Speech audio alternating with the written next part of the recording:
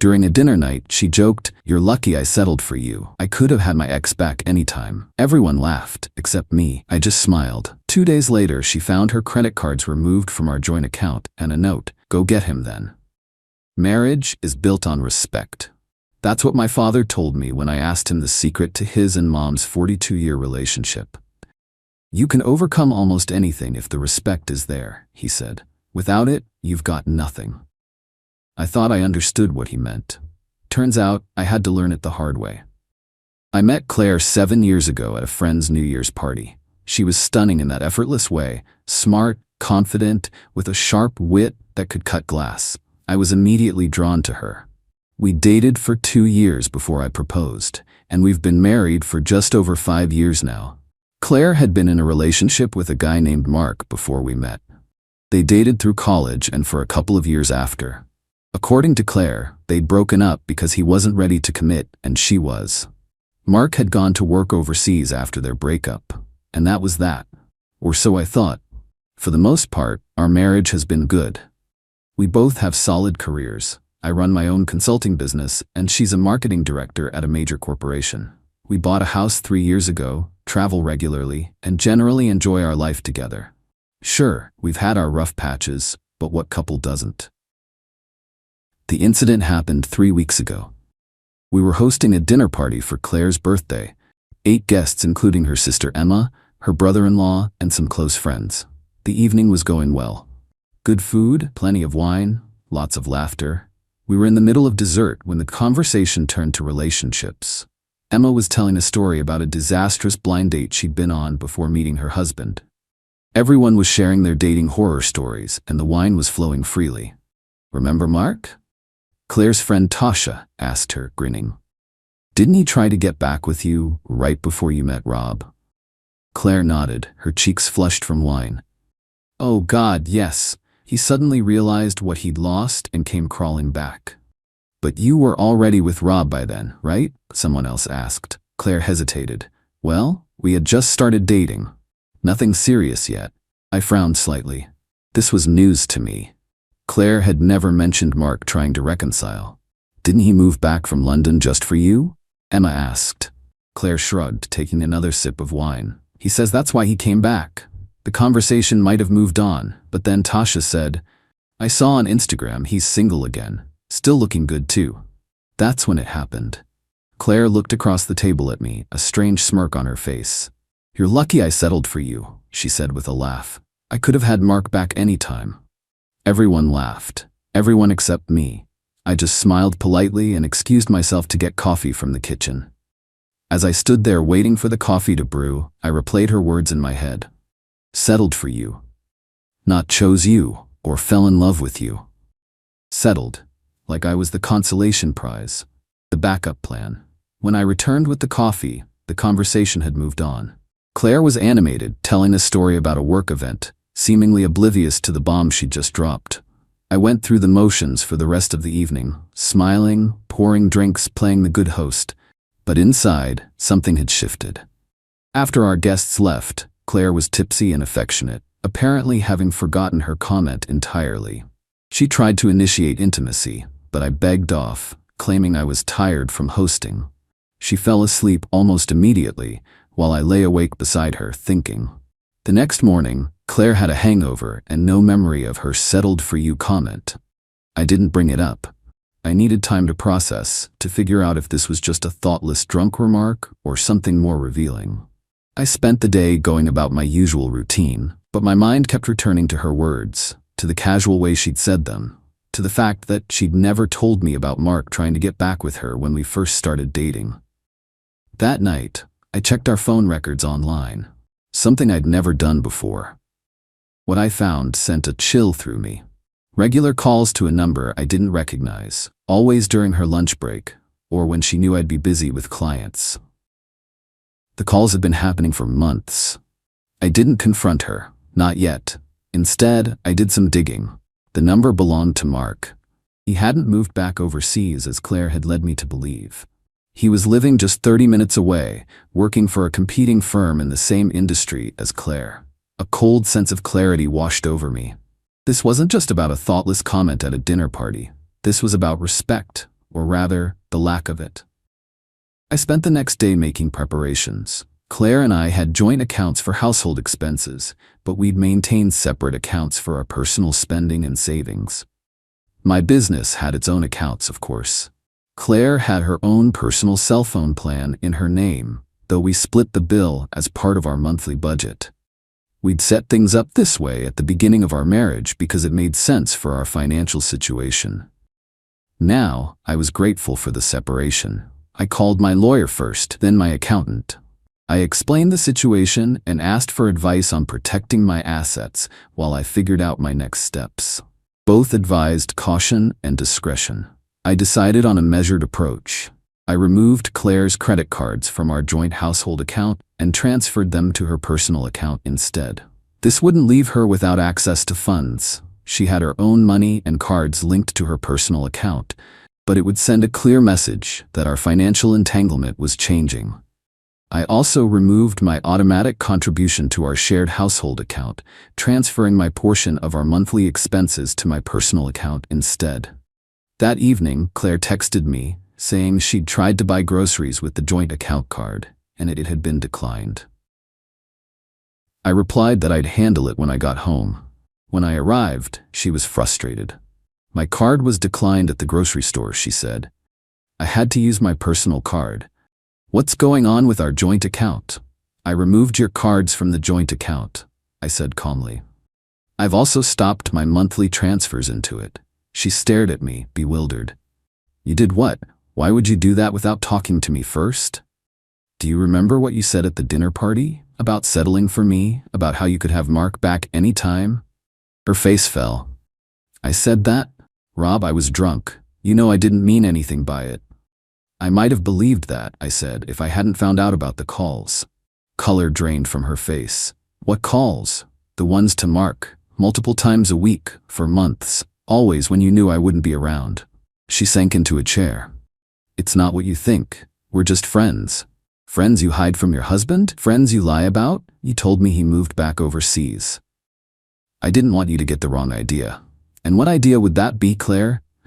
That my wife is maintaining a secret relationship with an ex she once considered choosing over me?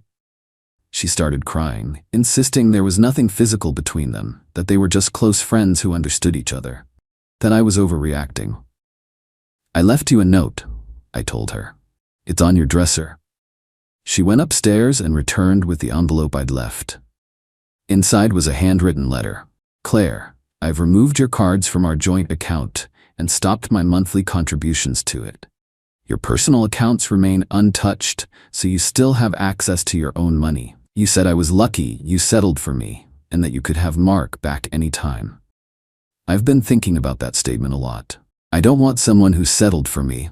I want someone who chooses me every day, the way I chose you. So here's your chance. Go get him then. I'll be staying at the lake house for a few days while you decide what you want. If it's Mark, I won't stand in your way. If it's our marriage, we have a lot to discuss.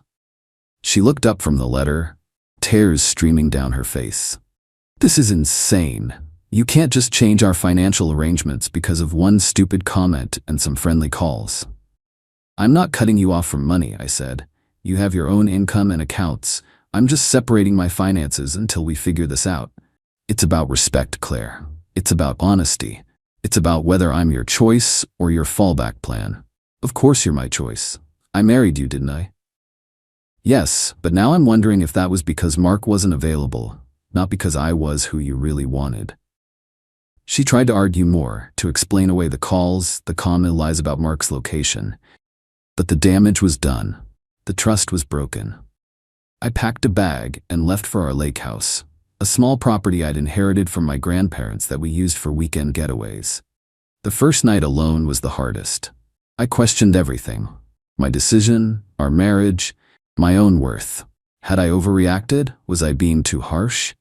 But then I'd remember her words, the casual cruelty of them, and the secretive calls, and I knew I'd done what I needed to do. The next day, I received a text from Claire. Please come home so we can talk about this like adults. This feels like punishment rather than problem solving. I didn't respond. This wasn't about punishing Claire. It was about giving both of us space to evaluate what we really wanted. On the second day, Claire called. "I'm coming to the lake house," she said when I answered. "We need to talk in person." "I'm not ready for that," I told her. "I need more time." How much time does it take to decide if you want to throw away a 5-year marriage over a stupid drunk comment? This isn't just about the comment, Claire. It's about the secrecy, the lies, the fact that you've been in regular contact with an ex you clearly still have feelings for. "I don't have feelings for him." Then why hide it? Why lie about where he lives? Why call him when you know I won't find out? She had no good answer for that. I stayed at the lake house for 4 days, using the time to reflect on our marriage. I realized there had been other signs of disrespect that I'd overlooked or excused. Subtle put-downs disguised as jokes. Dismissive comments about my business when talking to her corporate friends. Small lies about where she'd been or who she'd been with. When I finally returned home, Claire had prepared a full apology dinner. She'd cleaned the house, bought my favorite wine, cooked my favorite meal. She looked relieved when I walked in the door. "I was afraid you weren't coming back," she said. "I almost didn't," I admitted. Over dinner, she apologized profusely. She showed me her call log, with no recent calls to mark. She swore nothing physical had ever happened between them, that the calls were just friendly catch-ups that she'd hidden because she knew I'd misinterpret them. "I've deleted his number," she said. "I've blocked him on all social media. I'll do whatever it takes to fix this." The thing is, Claire, I'm not sure it can be fixed. Once respect is gone, what's left? Love, she said immediately. Commitment, history, all the good parts of our life together. But without respect, those things wither. And right now, I don't feel respected. She promised to change, to prove her respect for me, to rebuild the trust she'd broken. I agreed to try marriage counseling. It was a start, but not a solution. That was 3 weeks ago. We've had 2 counseling sessions so far. The therapist has helped us communicate better, but the underlying issues remain. Claire thinks I'm making too much of a drunken comment and some innocent phone calls. I think she's minimizing a serious breach of trust. I've moved back into our house, but I'm sleeping in the guest room. I'm civil, even friendly at times, but the emotional distance remains. Claire oscillates between remorse and resentment, between trying to win me back and accusing me of overreacting. Last night, she came to the guest room after a glass of wine and asked if I was ever going to forgive her. "I don't know," I answered honestly. "I'm trying."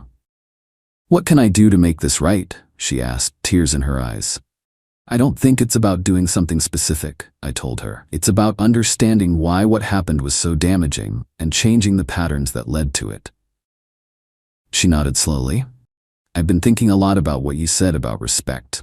I never realized how some of my comments must have sounded to you. I thought I was just teasing." It was the first time she'd acknowledged the broader pattern, not just the specific incident. "Would you consider moving back to our bedroom?" she asked. "Not yet," I said. "I need more time."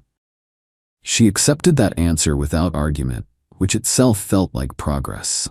I don't know if our marriage will survive this. The trust is deeply damaged, and rebuilding it will take time and consistent effort from both of us. But for the first time in weeks, I feel like there's a possibility. What I do know is that I'll never again ignore the importance of mutual respect in a relationship. As my father said, without it, you've got nothing. And I deserve more than nothing. I deserve a partner who chooses me every day, who respects me completely, who would never, drunk or sober, suggest that she settled for me. Whatever happens with Claire, I've found my own self-respect again. And that, at least, is something worth holding on to. Update 3 months later. It's been 3 months since the dinner party incident, and several people have asked for an update, so here it is. Claire and I are still together, but our marriage has changed significantly. We've continued with counseling, weekly sessions that have been difficult but necessary. Through this process, several truths have emerged. First, Claire's relationship with Mark was more complicated than she initially admitted. While she maintains nothing physical happened, she eventually confessed that their conversations often veered into emotional territory that crossed boundaries. They reminisced about their past, complained about their present, and occasionally speculated about what-if scenarios. Not quite an emotional affair, but dancing right along the edge. Second, my reaction, removing her cards from our joint account, while less extreme than what some might have done, still came from a place of hurt rather than healthy communication. Our therapist pointed out that making unilateral financial decisions, even when legally within my rights, wasn't a constructive way to address relationship problems. I've acknowledged this, and we've since worked on better ways to communicate when feeling hurt or disrespected. The most significant revelation came during our 6th counseling session. When pressed about why she maintained secret contact with Mark, Claire finally broke down and admitted something she'd never told me. Mark had left her to take a job overseas, not the other way around, as she'd always claimed. He had returned to the States about 2 years ago and reached out to her. Her "I could have him back anytime" comment wasn't just disrespectful. It was a lie she told herself to protect her ego from the rejection she'd experienced years ago. This explained a lot about our relationship dynamic. Claire had been carrying this wound of rejection, trying to convince herself and others that she had been the one in control all along. My reaction to her dinner party comment had inadvertently exposed this vulnerability, which is partly why she responded with such defensiveness. Understanding this hasn't automatically fixed our problems, but it has changed how we approach them.